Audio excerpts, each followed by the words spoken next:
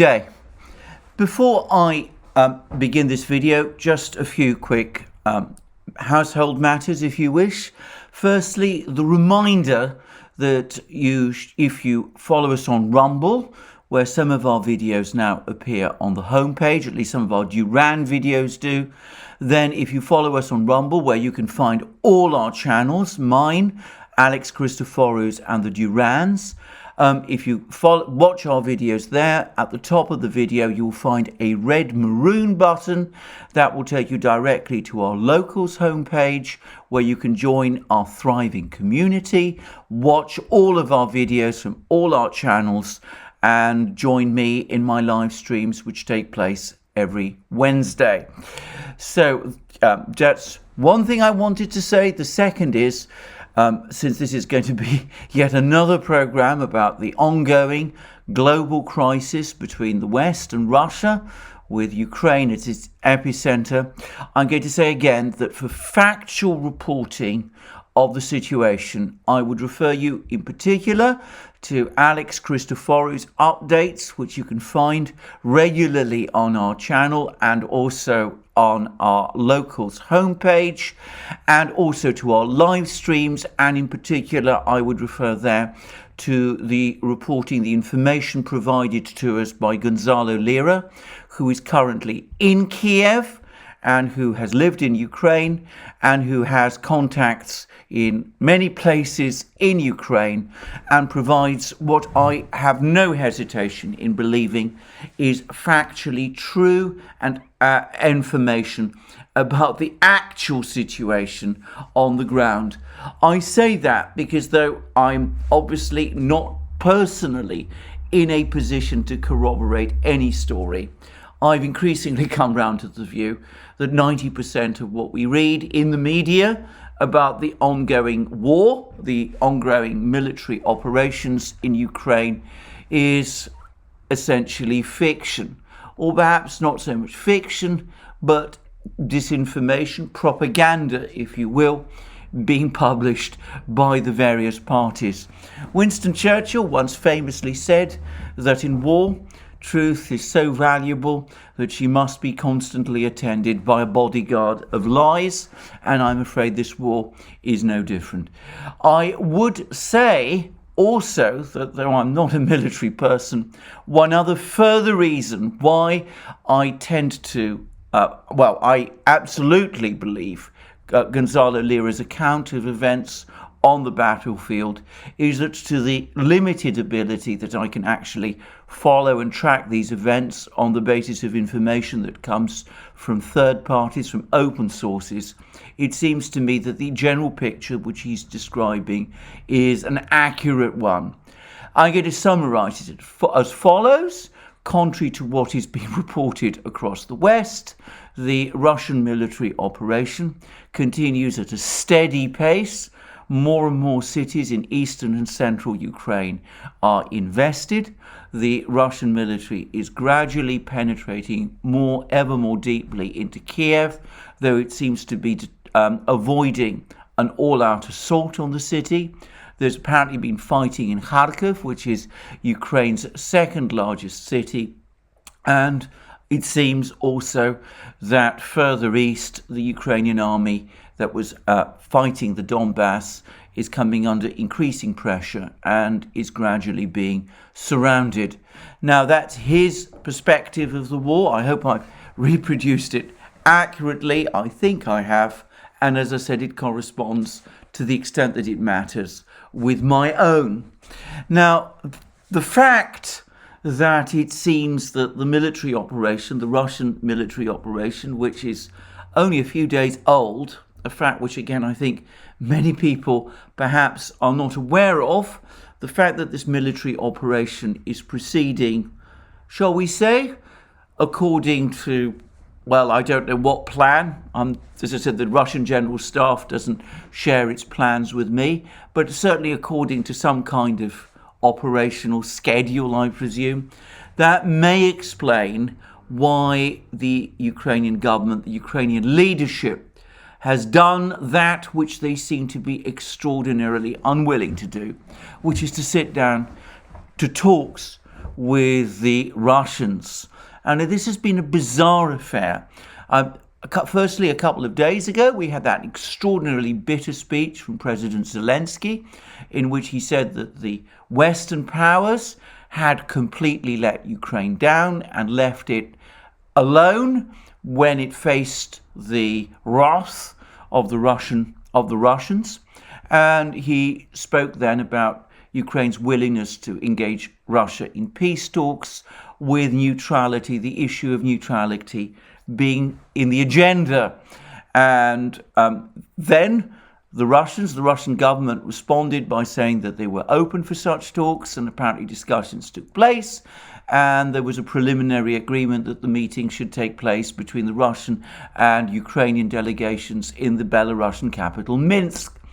And then the Ukrainians turned round and said no, they were not prepared to meet in Minsk. They said this time that they were prepared, however, to meet in Warsaw. Warsaw being, of course, the capital of Poland, a NATO country friendly to Ukraine. Apparently the Russians agreed, but in the event, no discussions or meetings in Warsaw did take place. And I should say that I've read Twitter threads by people like Kevin Costola and others, which I cannot corroborate, but which essentially say that the reason the Ukrainians pulled out of the talks was because of pressure that they came under from the United States. I mentioned that. I'm not entirely clear why the Ukrainians should be listening to the Americans at this point, but doubtless there are divisions within the Ukrainian leadership, and it may very well be that some of the more hardline factions are acting on whatever encouragement the United States is giving them. Anyway, it seems, I'm basing this entirely on this information that I read on Twitter, which may not be, I should stress, fully reliable. It may be that it was the United States that persuaded the Ukrainians to call the talks off. Anyway, the result was that the Russians resumed their operations. The latest information that I've had, it comes, as I said, from Gonzalo Lira, but it tends to be confirmed by other sources, is that following this resumption of the Russian offensive, the tempo of operations rapidly accelerated, and it seems that more Ukrainian territory was lost. The Russian army has penetrated more deeply into Kiev, and the Ukrainian army in eastern Ukraine has come closer to being encircled.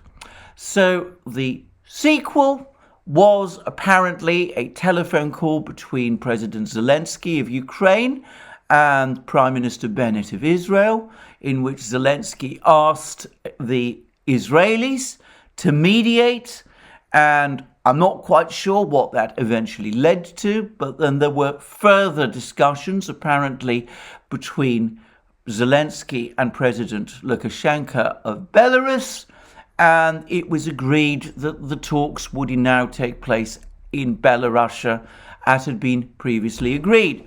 Then there was further discussions and further announcements from Ukraine saying that they would not talk in Belarus under any circumstances, apparently in any part of Belarus.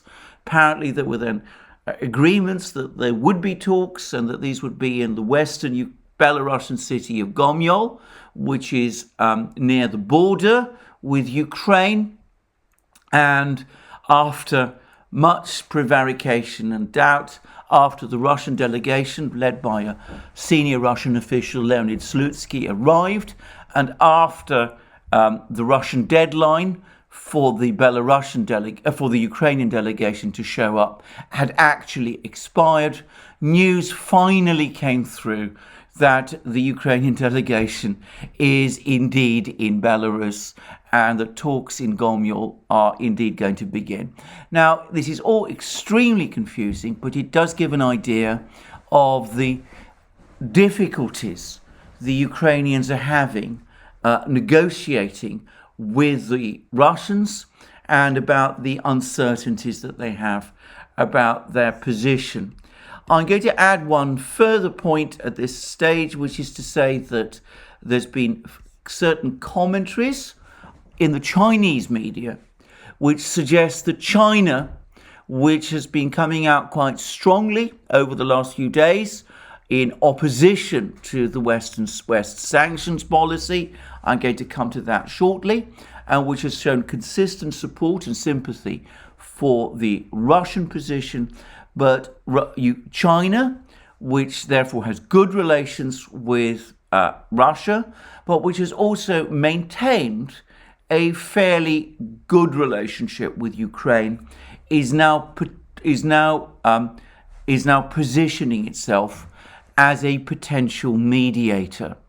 I would say that this is far from certain that this is going to happen, and I would have thought that if China were to set itself up as a mediator, if it were to assume a mediation role between the Russians and the Ukrainians, then the United States would be extremely unhappy, and there might even be discussion in Washington about this whole affair turning into a debacle. Anyway, that seems to me the situation on the ground at the moment. Negotiations in Gomel, we don't know where they're going to go. The Ukrainians seem to be very uncertain, but they're clearly feeling the pressure.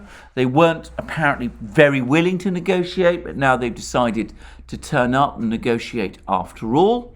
A gathering tempo of offensive operations by the Russian military, and China perhaps starting to maneuver towards taking a mediation role. All of that is going on the ground. But in the West, what we now have is what you might call an attempt to engage Russia in financial shock and awe. Up to yesterday, the sanctions which had been announced against Russia were, to put it mildly, ineffectual. But yesterday was different. And yesterday, the United States and its European allies, the EU and various other EU states, as well as Canada, and eventually, apparently after some uncertainty and self-doubt, Japan, they finally decided to do the thing which I suspect the Americans have been thinking about doing all along. When I say the Americans, I want to stress the Biden administration, which is, firstly, they did put some Russian banks. We're not quite sure which ones, but the Germans have said it's the same Russian banks which have already been sanctioned. They are going to put some Russian banks, they're going to disconnect them from SWIFT, the interbank messaging service, and they have also said, and this is perhaps the most dramatic development of all, that they're putting the sanctions on Russia's central bank. Now, these sanctions are going to take two forms. Firstly, they're going to prevent Western banks and financial institutions from having dealings with the Russian central bank. And secondly, the Europeans say that they're going to freeze any central bank assets, in other words, any financial reserves that the central bank may have in the territory of the European Union. Now, I'm not sure how much that is, or indeed whether the Russian central bank has any reserves in the European Union. But in any event, this is a massive escalation. And the United States has openly said what the purpose is. There's going to be a speculative attack on the ruble on Monday, which is to say tomorrow. That's going to drive the ruble down. And because of these sanctions, the Russian central bank will not be able to intervene in the foreign currency markets to support the ruble. At which point the idea is that the ruble will crash. That will supposedly cause inflation in Russia to skyrocket, and that in turn will undoubtedly or supposedly put pressure on the Russian government. Now, I am going to make one important observation about this. At various times over the course of the sanctions discussions, There have been reports in parts of the media, the American media, that President Biden himself and his administration did not want to take steps which might make life more difficult for ordinary Russians. Well, these sanctions that have just been announced prove that false. The sanctions that have been announced, if they are indeed intended to create an inflation crisis in Russia, are directly targeted at ordinary Russians. It is their living standards that are now coming under direct assault. Moreover, this is being done together with a massive campaign in the British and American media, which makes it quite clear that the intention of these sanctions is to turn the Russian population against their government, and in order essentially to force President Putin out of power, in effect to achieve regime change in Russia.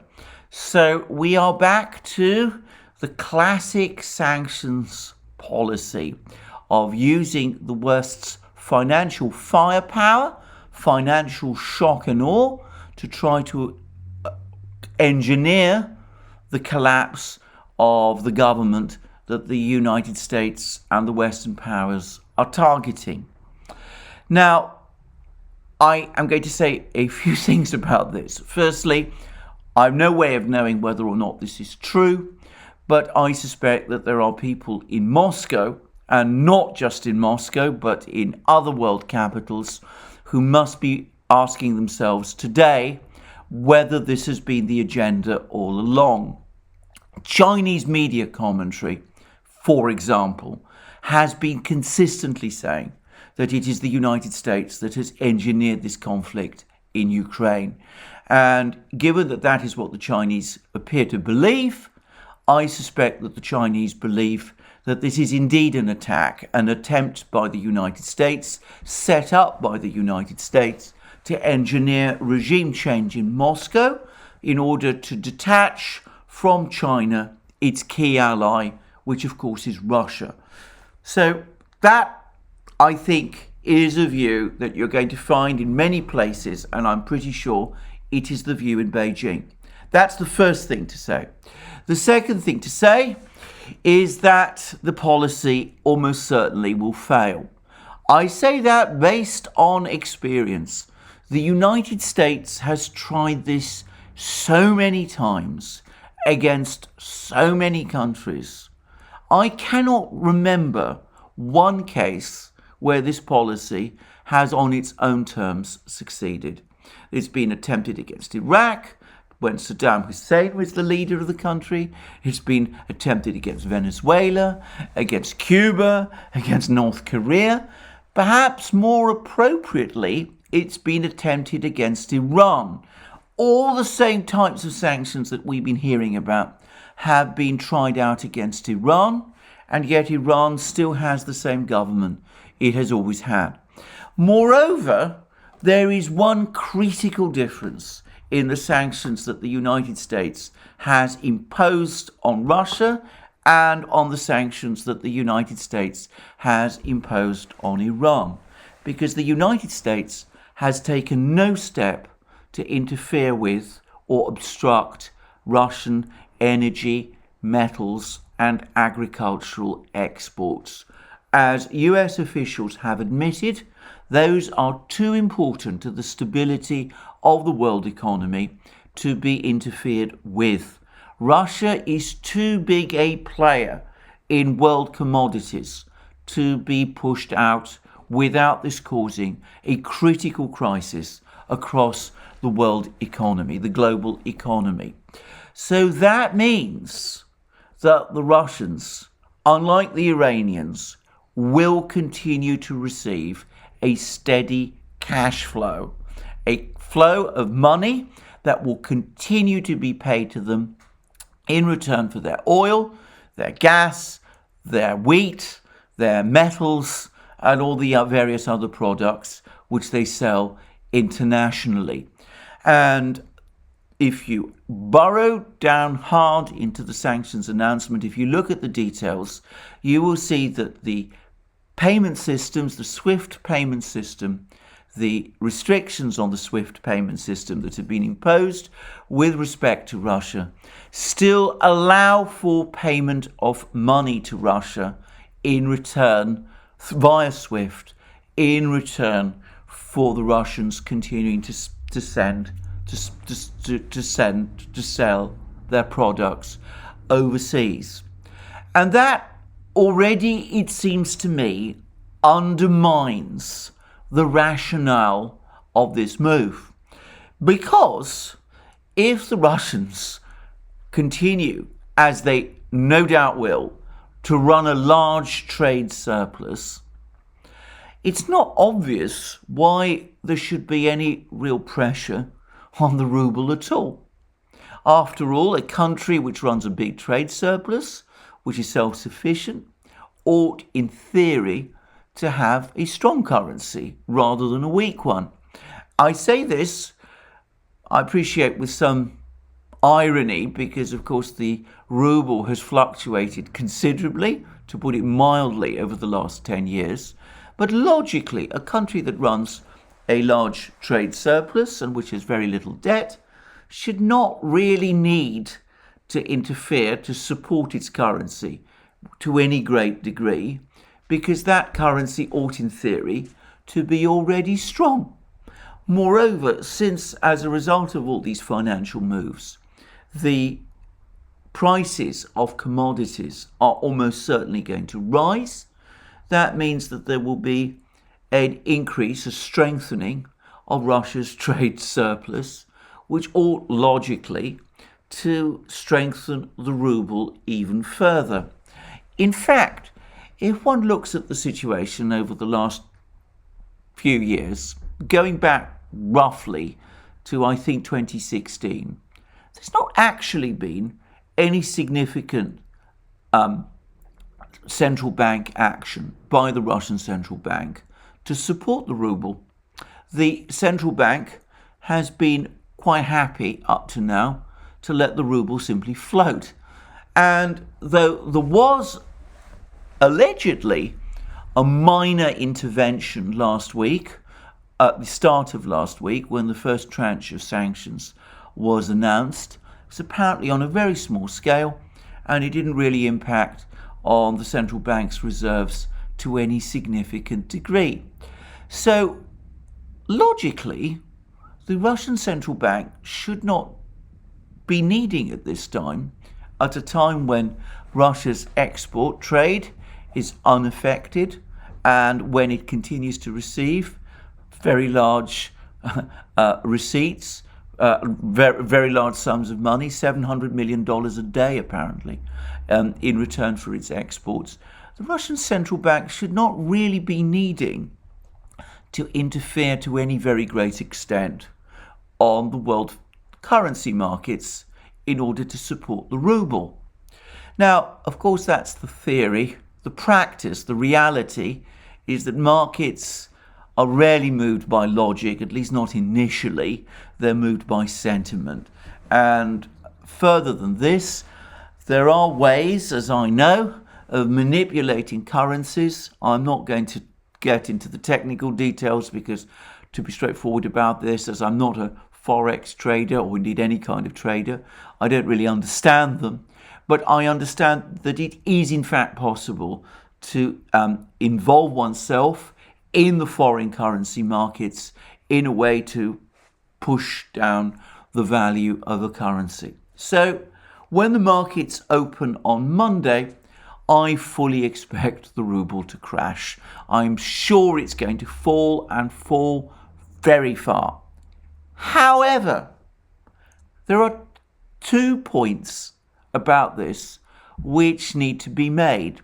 Firstly, further down the ruble goes, the more valuable in ruble terms the export earnings that Russia makes from its sales of oil, gas, food, paid for in dollars and euros and those sort of currencies, the more the greater that amount of money, the more rubles that actually buys internally within Russia itself. So one can actually start to see how this could end up in some ways strengthening Russia's budget position. I merely mentioned that. I mean, the big Russian export companies, the companies that sell oil and gas, will still, it seems, be able to convert their foreign currency holdings into rubles.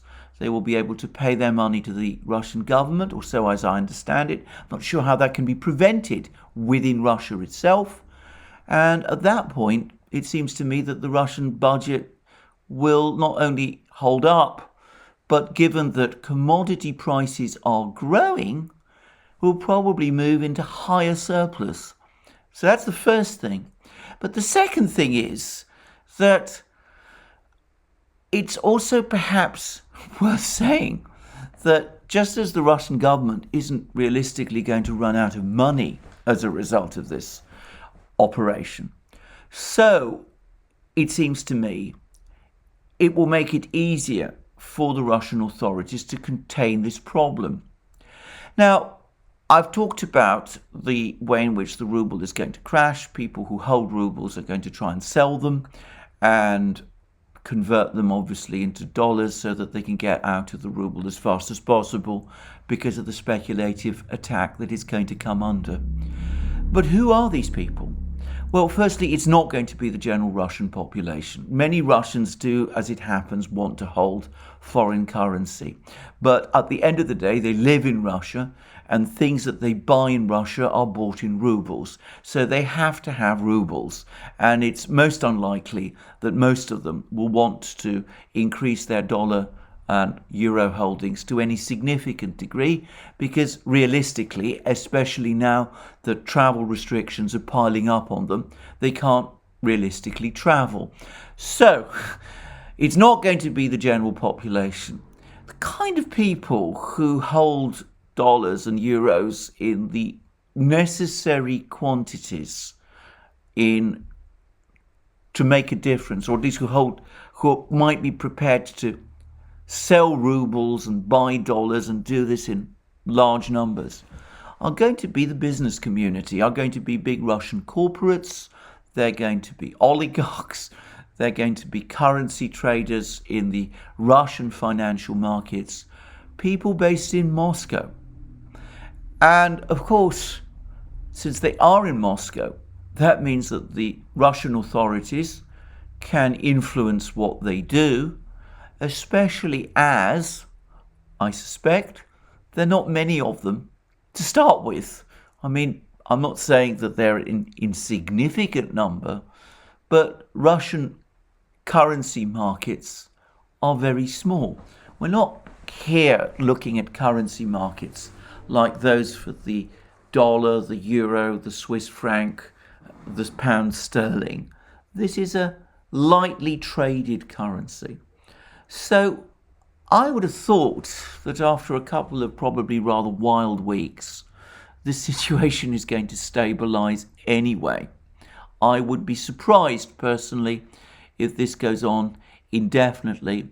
Eventually, this process will unwind and reach its conclusion. And though there may indeed be higher inflation as a result, as the ruble falls and the cost of importing goods from overseas rises, this may not be quite the dramatic event that people in the West imagine. Not for the first time. I suspect that Western leaders think that what they're doing is going to have a devastating effect on an economy which they don't really understand very well. I suspect they still think that it is more like, at least in currency trades, like their own, when of course the Russian economy is profoundly different. And I'm going to say something else. If we're talking about Russian imports and nowadays, the major imports that Russia imports are the raw materials that that result in the production of consumer goods or consumer goods themselves. There's been a steady shift away in imports of consumer goods. Once upon a time, 10, 50 years ago, Russia imported consumer goods from the West, or the products to make those consumer goods from the West. Today, that trade has diversified. So, for example, Russia today imports cotton from Uzbekistan, which goes into the Russian textile industry. It imports smartphones from China. It imports things from all sorts of other places where it's not going to be paying, or perhaps it will be in a much better position to pay for these goods in other currencies outside the Western financial system. Now, I say all of that because, of course, this exercise in financial shock and awe can only work if it works quickly. It has to achieve results.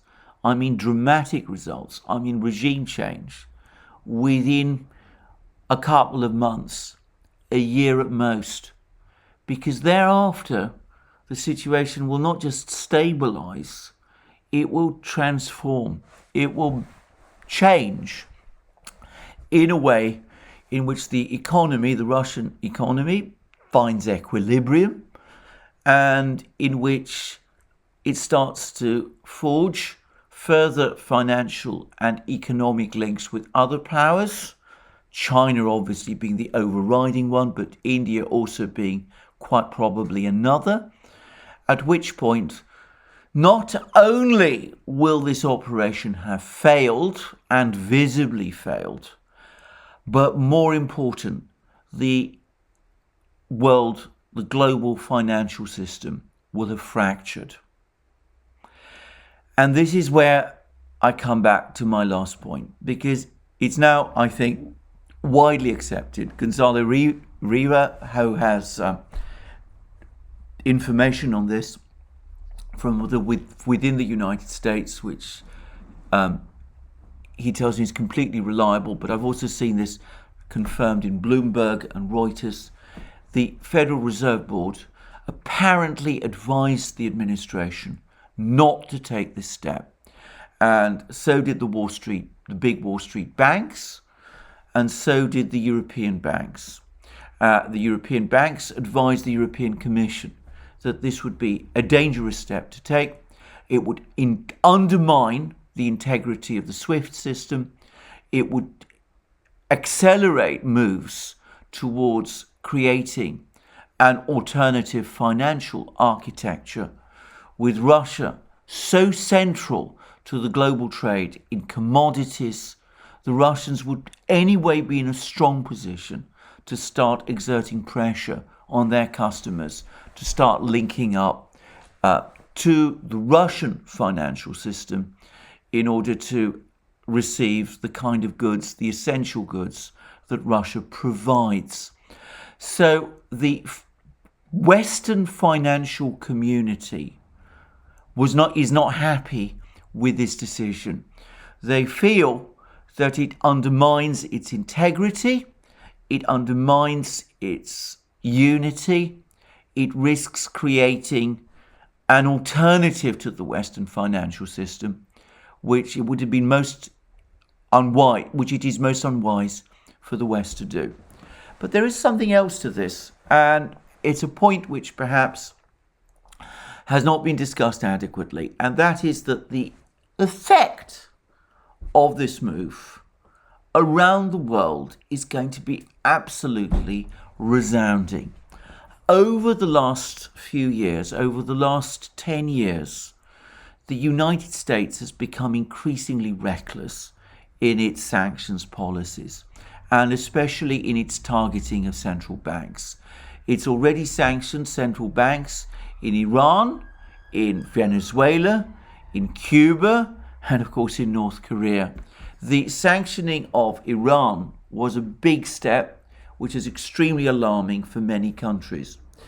Now, Russia, a far bigger economy, far more diversified, far more important economy than Iran, has seen its central bank targeted as well. This is a G20 economy. It's the economy of one of the 5 permanent members of the United Nations Security Council. Countries around the world are going to be saying to themselves, how can we be sure that one day the United States is not going to come after us in the same way? And the decision of the European Commission to try to freeze whatever financial reserves the Russian central bank holds in Europe, that's going to alarm other countries even further. It comes just weeks after that extraordinary decision taken by the Biden administration, first to freeze and then to confiscate the reserves held in the Afghan central bank. It's become crystal clear now to everyone around the world that what calls itself the global financial system is in reality no such thing. It is instead a financial system run by the United States, the European Union, and Britain to some extent. In other words, by a small group of countries that have decided that they are the ones that will arbitrate what can and cannot be done around the world. And more countries seeing this are going to start looking to protect themselves after this particular move. Now, in the past, this was not perhaps something which would have concerned the Americans too much. After all, there were no realistic rivals to the Western-led financial system until very recently. But China today has an economy which in purchasing power parity terms is actually bigger than the United States, which has financial firepower greater than the United States. I've recently read a study which shows that the biggest lender internationally today is no longer the United States and the West, it is actually China. And given that this is so, it seems to me like that just as so much else, what the United States is doing is playing directly into China's hands. It is consolidating the belief around the world that China is a more reliable guardian of people's money than the United States itself is. It breaks the rules when it comes to central banks. It imposes sanctions, which there is a very good juridical argument. It doesn't actually have the legal authority to do. These sanctions, after all, have not been authorized by the United Nations Security Council. It seizes funds held in central bank reserves. It seizes funds held in sovereign wealth funds, as it's shown it's willing to do in the past. So why trust the financial institutions controlled by the West? And there's been something else as well, because one of the interesting facts that came to light, at least for me, though, like I think pretty much everybody, I'd already guessed it. But one of the interesting facts that has now been confirmed from the various discussions that have taken place about the SWIFT disconnection is that big Western banks have warned the administration that disconnecting Russia from SWIFT, especially if it results in the creation of alternative messaging, interbank messaging systems, means that the United States is going to lose track of financial flows. In other words, up till now, the United States has been kept informed of where money is flowing because of the messaging that has been going on through SWIFT, with the implication being that that messaging is shared with the United States and with the European authorities. Something, by the way, which I personally have never doubted. Now, that's not going to be possible. Obviously, there's already been a certain degree of activity which the United States hasn't been able to monitor, which has been taking place through cryptocurrencies. But now we're going to see national currencies being moved around in all kinds of ways through alternative systems, which the United States can't keep track on. And this, of course, as both China and Russia prepare to launch their own digital currencies, which won't need messaging systems at all. So to take this step now seems to me unwise, reckless, based upon a misunderstanding of how things work in the world, based on a misunderstanding of how the Russian economy works. Well, there we are. They've done it. Having done it once, they can't take it back. Even if they were to reverse that decision, they will find it extremely difficult to erase the impression of what that they have given as a result of what they have done. In fact, I would say it is impossible. So I would say that this step that's been made in some ways is more consequential than the war in Ukraine itself. I say that, I understand that people are dying in the war in Ukraine, but if I'm going to tell a bitter and awful truth, wars are commonplace. The event which we've just seen, the sanctioning of a G20 central bank, is unprecedented. And as of now, the world has changed forever.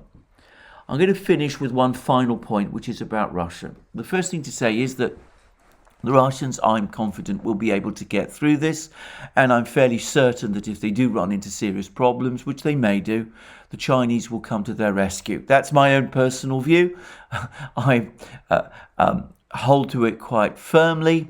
We will see how things turn out. I will say that I think the Russians have been aware of this possibility. It explains it's one reason, surely, why they've been busy piling up their gold reserves for so long, and keeping, of course, those gold reserves in Russia itself. But I have to say that despite this, despite the fact that they might have been intellectually prepared for this, I think they must still be, at some level, shocked by it. But in any event, shock wears off. I think they will find their way through. They've found their way through bigger problems. I'm confident they will be able to do that this time. If they do, and I believe they will, then they will be free. Because some time ago, a US official, probably Jake Sullivan, said that the United States is going to go to the very top of the escalatory ladder. And this is the very top of the escalatory ladder. There is nothing more that the United States can now do that goes above what the United States has now done. There is no step which can be taken which goes beyond sanctioning a central bank. So if the Russians can survive this, then there is nothing more that the United States can do to them. At that point, they are free. And I believe that they will be. So at that point, perhaps, things will start to change even more radically between Russia and the West. So, an earth-shaking event, an extraordinary event, an event which, as I said, is unprecedented in the period of the post-war, since the Second World War, though one which has been signalled by smaller steps that the United States has been taking over the last 10-15 years. We shall see where this ends. We shall see how this ends. A dramatic day, and obviously, to the extent that we can, we at the Duran will continue to cover this story as well as all the others. Thank you for joining me again today. I look forward to you joining me again in further programs on this channel and on our main channel, the Duran. I would remind you again to go to our locals page to follow Alex Christoforo's regular updates. I would remind you also to follow our live streams and to listen especially to Gonzalo's updates about the progress of the war, which he's providing from Ukraine itself based on information he is gathering there. And of course, we're also on other platforms. You can find links to those under this video. And you can also support our work through Patreon and Subscribestar, and also by checking out our shop where we have various things you can buy. You see this new bomber jacket, slightly military in style. Well, I'm not a military man, but you can see what a beautiful bomber jacket it is. But we got lots of other great things also on our shop. And of course, if you want to support us and this channel specifically, please remember to press the like button and to check your subscription to this channel. Thank you again, wherever you are. Good day. And if you're in Ukraine, stay safe.